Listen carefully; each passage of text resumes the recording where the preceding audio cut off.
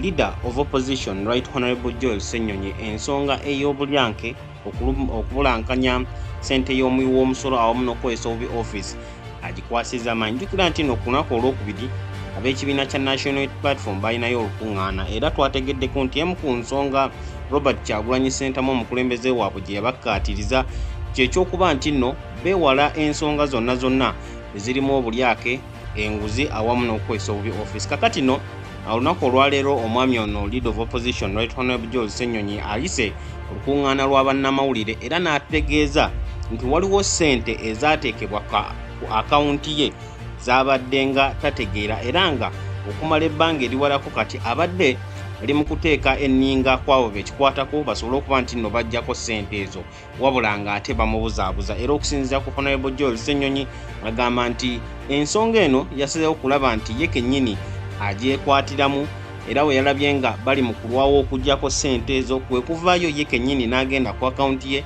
n'aziggyako n'asobola okuba nti nate azidipositinga ku akawunti ya Parliament. Era awo nnyini wayongeredde okuteeka akazito ku Speaker wa Parliament omukyala Right Honorable Anita Among. Wabula Honorable Joel Ssenyonyi annyonnyodde nti ssente ezo zaamuteerewako nga ziri mu nsusso oluvannyuma lw'okuba nti nno yagenda mu ddwaliro ya Aga Khan ogezaako okulaba nti akyalira Honorable munne omukulu Honorable Ssegirinya Muhammad okulaba butya bwali era nga yagenda on official duty nga agenda akiikiridde Parliament. Wabula ate yabategeeza nti yali agenda kumalayo ekiro kimu kyokka era ng'ezo ze ssente ezaali zirinawo okuteekebwa ku akawunti ye. Naye ate yagenda okulaba ennaku nga ziyiseewo yalaba ssente nga za nnaku 5 ze ziteereddwa ku akawunti ye, ekintu ekyamwewuunyisa era n'agezaako okukwasaganya abo bonna bekikwatako ababuuze kiki ekigenda mu maaso naye ate ne bagenda mu maaso okuba nti nno bamubuzaabuza. Gwe nawe naali ku Point Media UG osobola okulowooza nti oba kaneeno katego ogezaako okulaba nti Honorable Joel Ssenyonyi naye bakimuyingiza lwa nsonga nti mu nsonga eno eya Honorable Mathias Mpuuga ab'ekibiina ekya National Unity Platform bazenga bagamba nti Honorable Mathias Mpuuga yasuulibwa mu katego era twalaba ensonga y'emu omukulu Honorable Ssemujju Nganda ng'agamba nti Parliamentary Commission yasuula Honorable Mathias Mpuuga mu katego n'akagwamu era n'atakategeera. Kakati nno oba oliawo y'ensonga y'emu gye badde bagezaako okulaba nti bakolera Honorable Joel Ssenyonyi mu kwekalakaasa kuno okuli ku mitimbagano. Joel Ssenyonyi naye kennyini waliwo ebimu ku ebyo ebibadde bimwogerwako era asobodde bulungi nnyo okuvaayo n'addamu bannayuganda n'abategeeza kiki ekituufu ekiriwo baleme kubeerawo nga bamubuusabuusa oba naye yenyigira mu bulyake oba yenyigira mu kukozesa obubi office nga oyo gwe yaddira mu bigere Honorable Mathias Mpuuga. Ezimu ku ezo ensonga ezibadde zeebuzibwa ku Honorable Joel Ssenyonyi esookera ddala yali ku TV show era n'ebirabikako ne ku mikutu emitimbagano nga bamubuuza oba ddala kituufu ayina owooluganda yenna gwe yateeka mu office of the Leader of Opposition. Ekyo yavaayo n'akyegaana n'agamba nti tekibeerangawo okwo era akikola mu bumanyi nti singa anaaba akikola ate ekyo kijja kuba kimugaana okugenda mu maaso n'okulumiriza bali abakola ekikyamu ng'ekyo. Ekintu ekirala omukulu Odongoto mu vidiyo gye nnaku era wano ku mukutu gwa Point Media UG yavaayo n'alumiriza Honorable Joel Ssenyonyi okukuba ensawo miliyoni eziwererako ddala 2 okuva ew'omukyala Jennifer Bamturaki. Mujjukira bulungi nnyo Honorable Joel Ssenyonyi we yali nga yakyali chairman wa Kosasi yakwasaganya ensonga za Uganda Airlines era nga CEO Bamturaki Jennifer ye yakigwamu oluvannyuma lw'okuba nti nno bakizuula nti omulimu gwe yali afunye yagufuna mu bukyamu, ebintu bingi nnyo ebyali bigenda mu bukyamu Uganda Airlines era ne bagezaako okulaba nti bamulabisa awamu n'okusaba abo bonna bekikwatako bamugyewo ate ebintu bisobola okuba nti nno bitereezebwa. Wabula okusinziira ku Odongoto yavaayo n'agamba nti Joel Ssenyonyi okubulankanya ripooti eya Uganda Airlines yaweebwa obukadde 2 era n'azitwala. Ensonga eyo y'emu yennyini Honorable Joel Ssenyonyi yavaayo n'agyogerako era n'agamba nti yenna ayina obujulizi era ng'akakasa nti yaweebwa ssente ezo abuddeyo ate nno n'oluvannyuma awo ajja genda mu maaso agyogere. Wabula teriyo yajjayo bujulizi era okakkananga buli omu amatidde nti oba oliawo Honorable Joel Ssenyonyi ssente ezo miliyoni 2 teyazikwatako. Kaakati ku mulundi guno okusinziira ku ye agamba nti babadde bamusudde mu katego, wabula ssente ye ng'omuntu oluvannyuma okuba nti nno wabaddewo okwebuzaabuza okuva eri abo bekikwatako, ate nno munnange yagenze ku akawunti ye n'aziggyako n'asobola okuba nti nno azizaayo. Ensangi zino Honorable Joel Ssenyonyi abadde mu kaweefube okulaba nti akubiriza ababaka be ate naddala ateeka akazito ku Speaker wa Parliament omukyala Right Honorable Anita Among okulaba nti teyeenyigira mu bulyake, ate era ku ebyo ebiri mu kwogerwa bannayuganda aveeyo abawe ekyokuddamu, abawe embalirira era bagende mu maaso okuba nti nno bamanya kiki ekituufu ekigenda mu maaso mu Parliament. Ate era mu kiseera kye kimu abadde ng'akubiriza ababaka be aba NUP obutaleka bintu nagalaale bannyonnyole bannayuganda ki ekigenda mu maaso bajjewo okubuusabuusa kwonna, wabula era mu kiseera kye kimu agamba nti okuwa embalirira ekijjaawo okuba nti bafuna allowance, bafuna benefits ez'enjawulo, wabula ebyo byonna byonna babifunira mu mateeka era ge gabasobozesa okuba nti nno bawa embalirira awamu n'ogezaako okulaba nti bannayuganda tebabeera na kubuusabuusa. Ku nsonga eno Honorable Ssenyonyi gy'asobodde okuba nti nno atottola olunaku olwaleero tutegeezezza nti omwezi guno nga gutandika yasobola okuba nti n'asaba Parliament agende okukyalira munna National Unity Platform Honorable Muhammad Ssegirinya. Jjukira nti nno yali abadde mu ddwaliro okumala ebbanga eriwereddeko ddala, wabula ate obulwadde obwo kigambibwa mbu yabufunira mu kkomera era nga nakati bwakyalwana nabo ogezaako okulaba nti adda engulu bulungi nnyo. Honorable Joel Ssenyonyi mu byasobodde okuba nti nno atutegeezaako agamba nti yasaba olunaku lumu agende maaso okuba nti n'akyalira Honorable Ssegirinya on official duty era n'akikola bulungi nnyo, n'asobola okuba nti nno avaayo. Wabula mu bigambo bye bw'ati bw'asobodde okuba nti nno ayogera era ngenda kuba nkuwaako ka vidiyo gye bujjako mu maaso awo. Ssenyonyi agambye, a couple of days later I saw a reflection on my account. They had processed money for 5 days as opposed to 1 day, which I had indicated that I was going for, but I was told they were processing for several others and it was done collectively. I was there for 1 night, so I shouldn't be paid for 5 days, but that process delayed and so the money wasn't deducted off the March 2024 emolument, and I was told it would be deducted off the April 2024 emoluments, but I could not wait, so I withdrew the money from my account for the 4 days and deposited it with the accountability committee. Joel Ssenyonyi ngawe mbadde mbategeezaako nti oluvannyuma okukizuula nti nno ssente za nnaku 5 ate ze zaateereddwa ku akawunti ye, yabuuzabuuza okumanya kiki ekigenda mu maaso, wabula baamuddamu nga bamugamba nti ekibinja kyonna ekyali kigenze baali bakikoze mu gurupu, bonna baali babawadde ssente ze zimu oba ssente za nnaku ze zimu, n'olw'ensonga eyo baakikola nga kigenderere.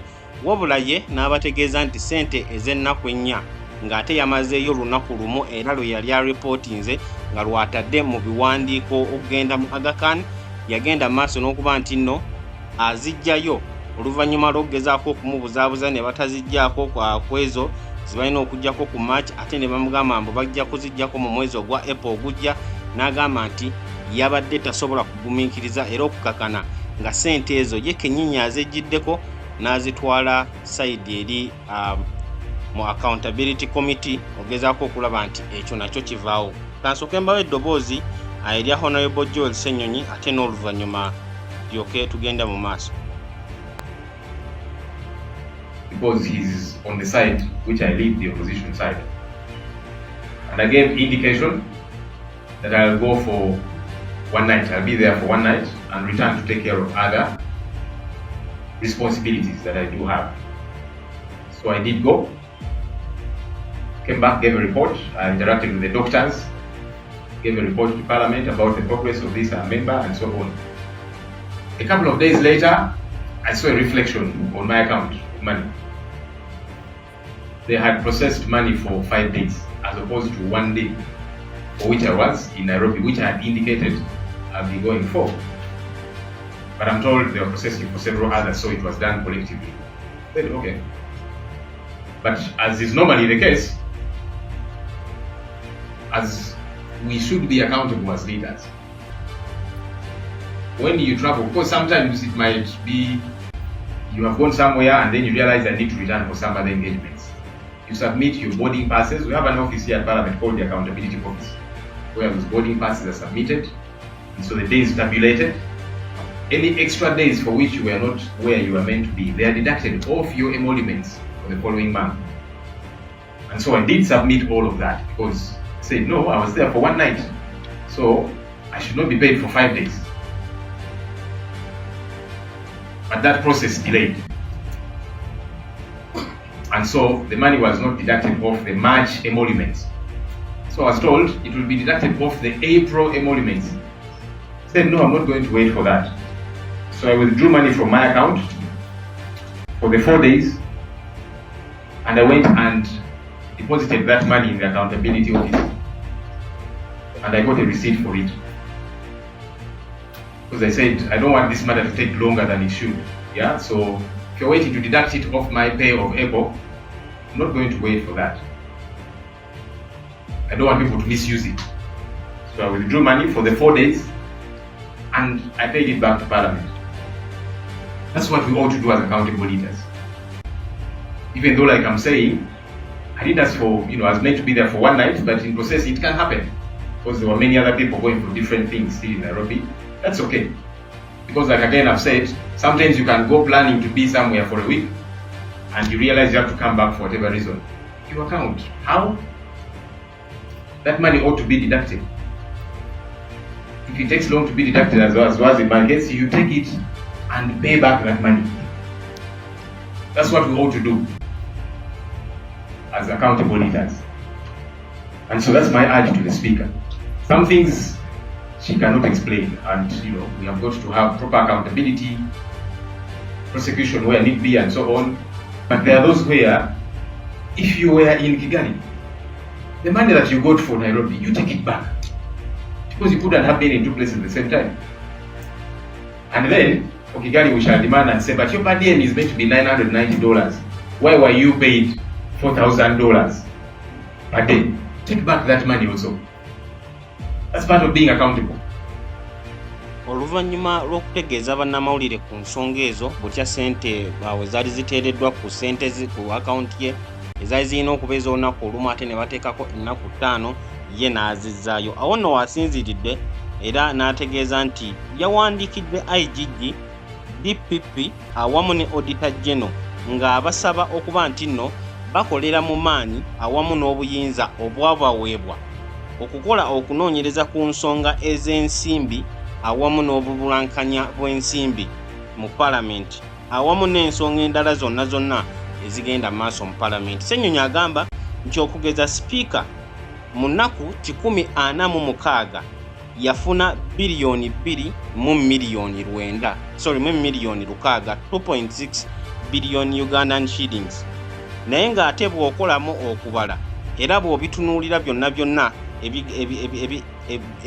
ebiraga nti nno ssente ezo yali alina okuzifuna, kiraga nti Sipiika yali taliiwo mu ggwanga okumala emyezi 6. Ssenyonyi agamba nti ekyo si kituufu lwa nsonga Sipiika abadde nga waali ekiseera kyonna era ne we yazaala abalongo yali akomyewo okuba nti nno abeera mu mitambo ga Palamenti wiikisi 2 zokka nga ze zaakayitawo. Era agamba nti n'olw'ensonga eyo tewali bujulizi bonna bulaga nti nno Sipiika yali taliwo okumala kumpi ekitundu ky'omwaka, era ebintu nga bino eno bye birina okuba nti nno bikolebwako. Ensangi zino nga bwe mutegeezezzaako nti Ssenyonyi akozesezza omukisa gwonna gwafunye ogezaako okulaba nti nno ateeka akazito ku Sipiika Anita Among. Ssente nnyingi nnyo ezirabikidde ku mikutu emitimbagano eziraga nti era ebiwandiiko ebiraga nti Sipiika Anita Among abadde nga afuna ssente ez'enjawulo nga n'ezimu ziyitira mu akawunti ez'abo ba junior officers be abamukolera mu office of the speaker era nga bannayuganda awo nno we babadde nga beebuuliza lwaki Sipiika Anita Among tavaayo naawe ekyokuddamu era naawe mbalirira. Wabula ono agaanidde ddala okuba nti nno ensonga zino azoogerako oluvannyuma okuba nti nno wiiki ewedde yavaayo n'ategeeza nti ensonga eziri mu kuyitira ku ŋŋambo ku mikutu emitimbagano tajja kusobola okuba nti nno azoogerako era ng'agamba nti bantu bangi nnyo abali emabega w'obulumbaganyi buno obumukolebwako. Wabula Joel Ssenyonyi yagamba nti sipiika yandibadde alekera era akomya okugezaako okulaba nti anenya abantu abalala mu kifo ky'okuwa embalirira ey'ebyo ebimwogerwako oba okuwa ekyokuddamu. Ssenyonyi bw'ati bw'agenze maaso okuba nti n'ayogera ku nsonga eyo. Agamba the speaker has been on the loose, blaming anybody she can blame. She has blamed homosexuals. I saw her blame former Speaker Rebecca Kadaga. I don't know if there are any personal issues between those two leaders. That is none of my business, but the Speaker should account for taxpayers' money. I don't know who next she is going to blame because every day she is looking for someone to blame. I don't care who might have issues with her, and she does not, as she does claim that those who are raising these issues are fighting her. I don't know. I don't care. What I care is that she gets to account for taxpayers' money. Joel Ssenyonyi alemeddeko agamba nti newankubadde Speaker wa Parliament ali mu kunenya buli gwasanze. Juzi yanenya ab'ebisiyaga n'agamba nti abawagira ebisiyaga be bali mu kumulwanisa era tajja kuddamu nsonga ezo. Ate we yagenda mu district mu constituency ye ey'Ebukedya n'agamba nti eyali Speaker of Parliament omukyala Rebecca Kadaga yali y'omu ku abo abali mu kumulwanisa era be bali mu kuliikinga information. Ssenyonyi agamba nti tayagala kumanya era tafaayo oba ddala waliwo obugugungo wakati w'abakulembeze abo ababiri Kadaga wamu ne Anita Among, wabula ye kyayagala okulaba kyekyokuba nti Speaker wa Parliament omukyala Anita Among avaayo okuwa embalirira eri bannayuganda era ne ssente y'omuwi w'omusolo n'abategeeza butya bw'agikozesa era abadde ng'agitambuza atya. Oyo ye Honorable Joel Ssenyonyi. Nga bwe nkugambyeko mu lukiiko ab'ekibiina kya NUP lwe baakola, twategeezeddwako nga kigambibwa nti Robert Kyagulanyi Ssentamu yasiimye Honorable Joel Ssenyonyi omulimu gw'abadde ng'akola era ne kaweefube gwalimu, wabula n'agenda maaso okuutira ababaka abo 38 abaaliwo ku lunaku olwokubiri ng'abasaba nabo basobole okuba nti nno bateekako pressure lwansonga nti omulimu tebasobola gulekera muntu omu yekka okugukola, era n'abakubiriza nti obulyake, obuli bw'enguzi, okukozesa obubi ofiisi bakyewale lwansonga kaba katego ka Mwami Museveni omuntu ennaku zino agulirira bannayuganda abakulembeze abageza okuteekawo embeera okuba nti ate abasiiga enzirira nga tebakyasobola kubaako ne kye boogera. Ebyo nno byonna bisobodde okuba nti no bibeerawo oluvannyuma lw'okuba nti bannayuganda ku mikutu emitimbagano bali mu kwekalakaasa era bali mu kusaba mbalirira, wabula Anita Among y'omu ku abo gwe basinze okubira mu ddala ttooki. Newankubadde ababaka abamu aba Parliament bo tebali mu kuzoogerako ensonga zino, wabula ate abaana ku mitimbagano basobodde ddala okulaba nti bajjayo ebyama ebisingira ddala era ne ssente butya omukyalo ono wabadde azisaasaanya. Katulindire tulabe ki ekigenda okuba nti no kigenda mu maaso, naye nga ye Honorable Joel Ssenyonyi okulwanisa obulyake, obuli bw'enguzi awamu n'okukozesa obubi ssente y'omuwi w'omusolo agikwasizza ddala maanyi ensonga eyo. Ngenda kuba nkomaano mbeebaza nnyo mmwe benna abakyali ku mukutu ogwa Point Media UG. Omulimu gwe mukola gwa maanyi, kambaagaliza olunaku olulungi, mubeere bulungi era mwerabe.